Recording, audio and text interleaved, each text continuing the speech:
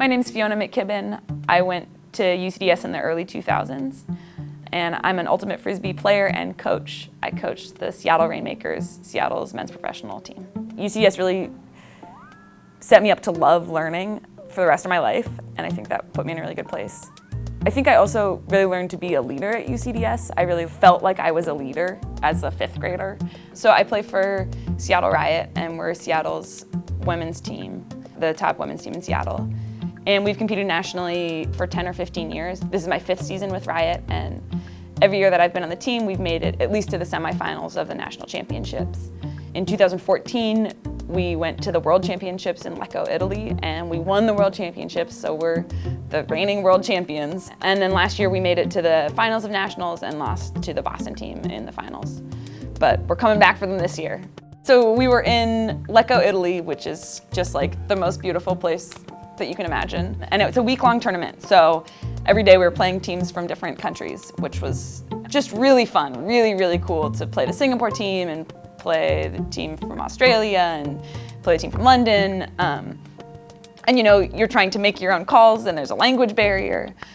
And you know, so you're trying to discuss a foul call, but you don't speak the same language.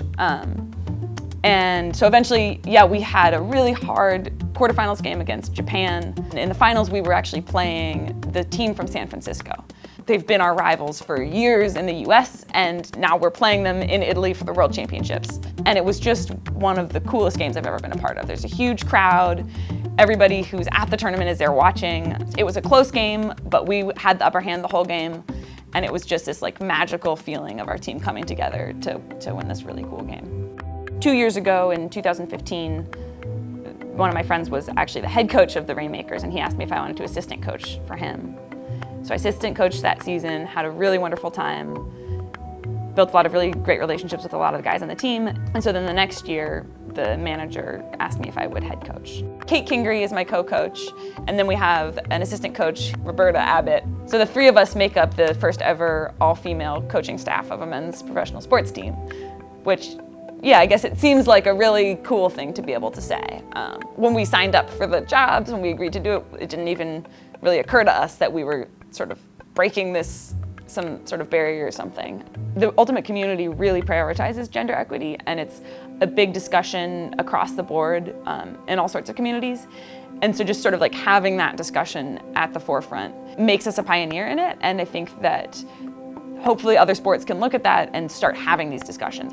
It's cool because little girls are going to be looking up to us, and kids will see that women can be leaders in sports, and that is a really exciting thing. And it's a really exciting thing in our sport specifically. Where I think women have been leaders in Ultimate for a long time. In a lot of ways, it allows Ultimate to be a pioneer in gender equity in sports, so that's cool. If I was going to offer some advice to young students, I would tell them to believe in themselves and believe that they can be a leader regardless of who they are, and to follow their dreams.